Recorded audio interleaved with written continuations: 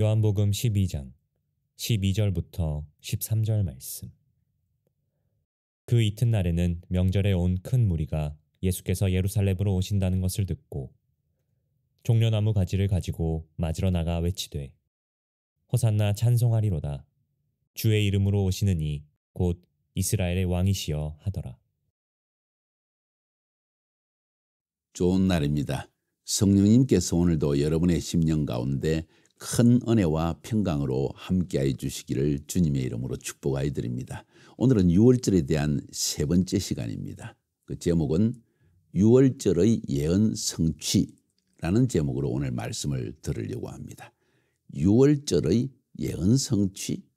6월절이 예언이란 말인가? 그렇습니다. 앞부분의 설교를 들으신 분들은 이해가 될 것입니다. 하나님께서 이스라엘 백성들에게 연중으로 지켜야 될 7개의 절기를 명령하셨습니다. 왜 명령하셨을까요? 우리를 위해서입니다. 그것이 왜 우리를 위한 것입니까? 절기를 통해서 하나님의 구원의 시간표를 예언적으로 미리 알려주기 위한 것이었습니다.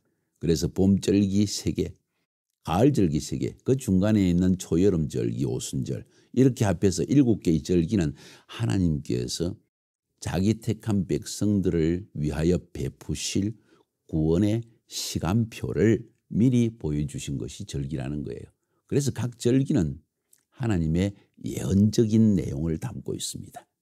먼 미래에 하나님께서 인간의 구원을 위해서 하실 일들을 미리 보여주셨다는 이야기입니다. 수천 년 전에 이스라엘 백성들을 출애굽시킬 때 일어난 6월절 사건을 통하여서 하나님은 앞으로 하나님의 택한 백성의 죄를 사하고 그들을 구원하기 위해서 하실 일, 그것을 미리 보여주셨다는 것이죠.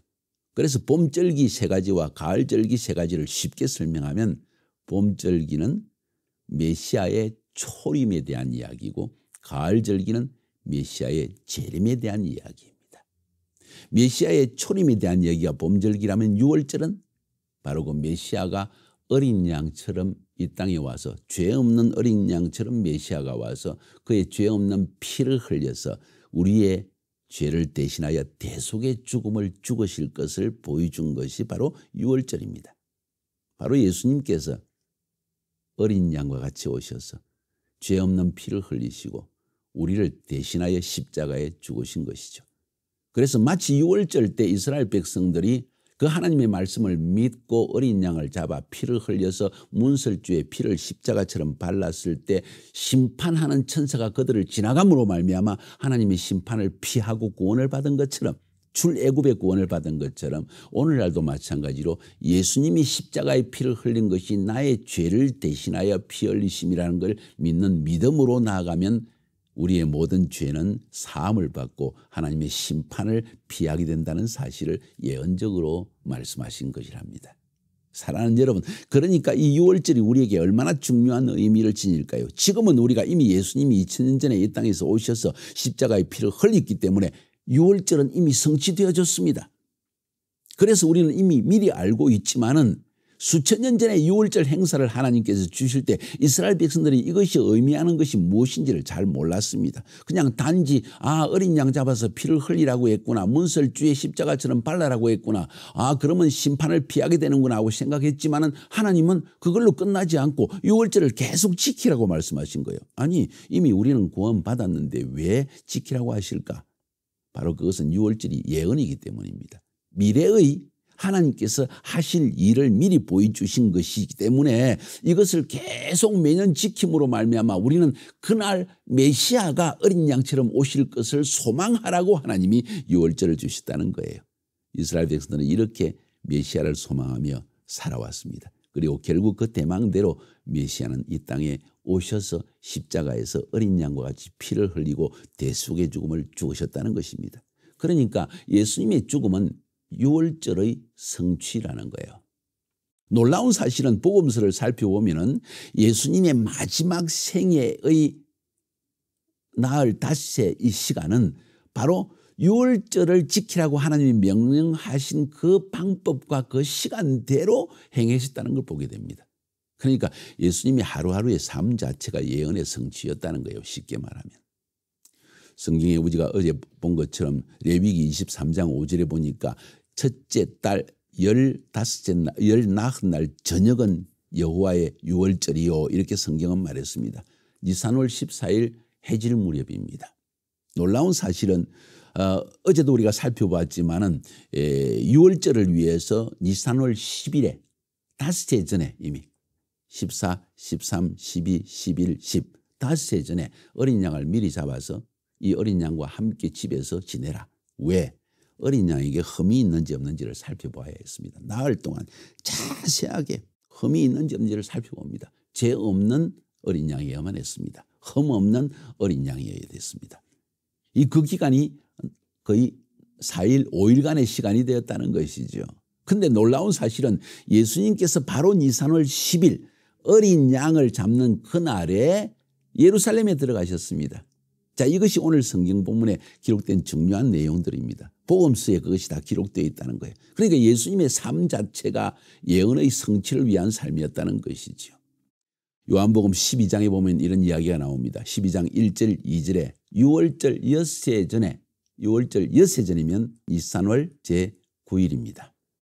엿새 전에 예수께서 베다니에 이르시니 이곳은 예수께서 죽은 자 가운데 살리신 나사로가 있는 곳이라. 유월절 엿새 전에 나사로의 집에 들어가십니다. 12절 13절에 보니까 그 이튿날에는 명절에 온 큰 무리가 예수께서 예루살렘에 오신다는 것을 듣고 종려나무 가지를 가지고 맞으러 나가 외치되 호산나 찬송하리로다. 주의 이름으로 오시는 이곳 이스라엘의 왕이시여 하더라. 메시아 이스라엘 왕으로서 들어오신다는 것을 찬양하는 그게 언제라고요? 니산월 10일이라는 겁니다. 그 이야기는 좀 이따 설명을 드릴게요. 그러니까 그 이튿날이니까 니산월 10일에 예수님은 예루살렘에 입성하여 들어가십니다. 그때 일어난 일을 마가복음 11장은 이렇게 설명하고 있습니다. 9, 10, 11에 앞에서 가고 뒤에서 따르는 자들이 소리 지르니 호산나 찬송하리로다. 주의 이름으로 오시는 이여 찬송하리로다. 오는 우리 조상 다윗의 나라여 가장 높은 곳에서 호산나 하더라. 예수께서 예루살렘에 이르러 성전에 들어가사 모든 것을 둘러보시고 때가 이미 저물매 12지자를 데리고 베다니에 나가시니라.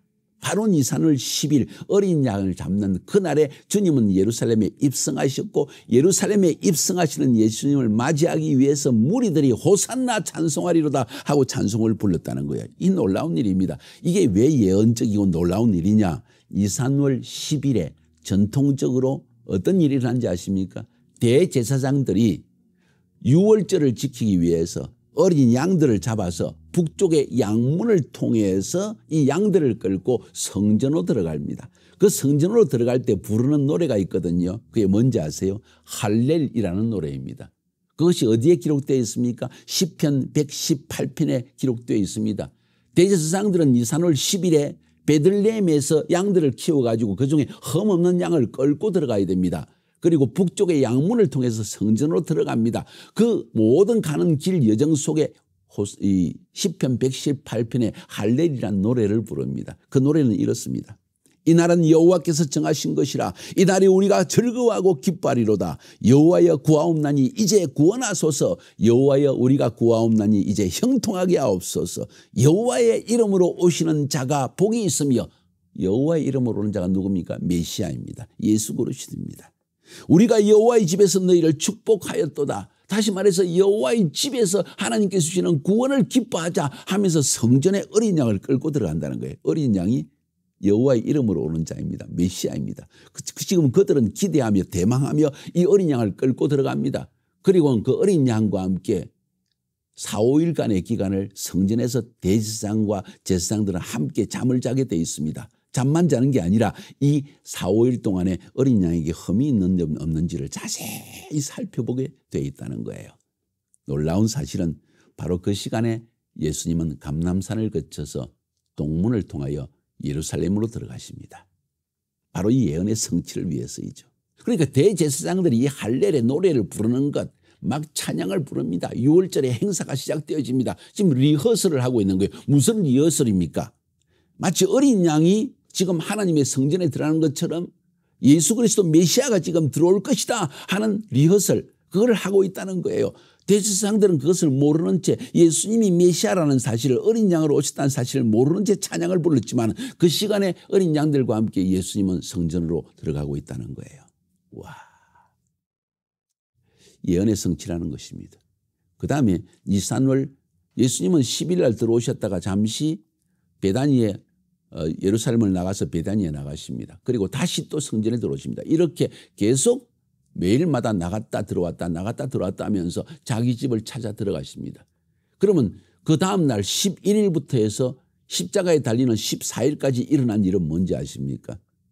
바로 어린 양에게 흠이 있는지 없는지를 살펴보는 날이지 않습니까? 앞에 설명한 것처럼 바로 예수님께서 이 성전에 들어가 있을 때, 그리고 예루살렘에 들어가 있을 때 대제사장과 서기관들이 끊임없이 예수님을 비판합니다. 흠을 잡습니다. 질문을 던지면서, 곤란한 질문을 던져서 예수님에게 올무를 잡으려고 합니다. 여러분 그 기억하시죠? 바로 마태복음 22장 하나만 보면 예수님께서 혼인잔치의 비유를 베푸십니다. 그 이야기를 듣고 이 사람들이 예수님을 시험합니다. 가이사에게 세를 바치는 게 옳습니까? 그럽니까? 당신은 무슨 권세로 이런 일을 행하십니까? 계속 예수님의 티끌을 잡으려고 합니다. 흠을 잡아서 대제사장에게 넘기려고 합니다. 부활절 때 누구의 아내가 되어집니까? 여자가 있었는데 첫째 남편이 죽고 그 동생이 취했습니다. 또 동생이 죽었습니다. 셋째 동생이 그 아내를 처로 삼았습니다. 또 죽었습니다. 유대인의 율법에 의하면 이렇게 해서 여섯째, 일곱째 다 죽었는데 천국에 가면 누구 아내가 되어집니까? 곤란한 질문을 던집니다. 어떻게 하든 예수님을 물고 늘어져서 그분의 흠을 잡아서 넘어지게 하려고 합니다. 율법 중에 어느 계명이 가장 큽니까? 10계명 중에 어느 계명이 제일 크다고 당신은 생각합니까? 우리 랍비들은 이렇게 얘기하는 당신은 누구입니까? 끊임없이 예수님을 시험에 들려고 합니다. 이 뭔지 아세요?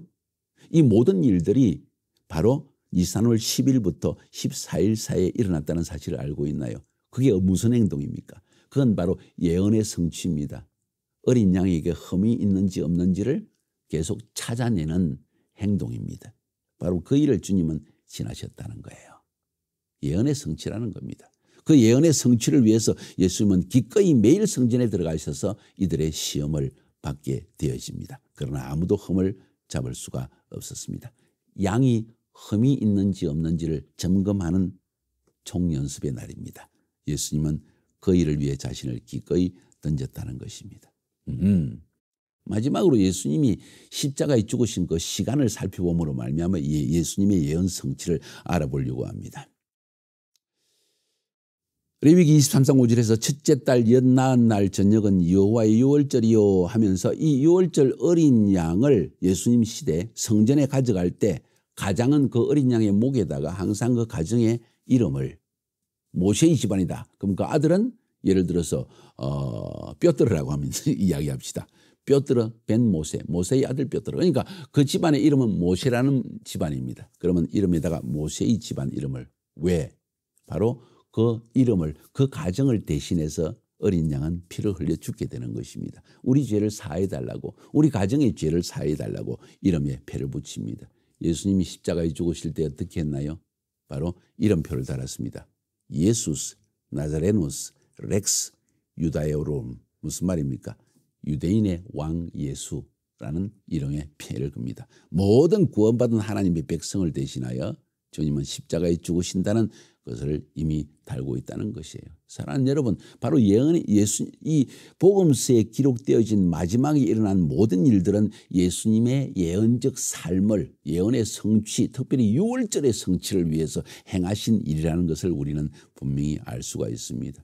특별히 예수님이 돌아가신 시간도 우연이 아니고 하나님의 시간표를 따라서 돌아가셨다는 걸 알고 계시나요? 한번 살펴볼까요? 마가복음 15장에 보니까 마침 알렉산드와 루포의 아버지인 구레네 사람 시몬이 시골로부터 와서 지나가는데 그들이 그를 억지로 같이 가게 하여 예수의 십자가를 지우고 25절에 때가 제3시가 되어 십자가에 못 박으니라. 제3시에 십자가에 못 박았다고 했습니다. 제3시가 언제입니까? 아침 9시 아침 제사를 드리는 시간입니다.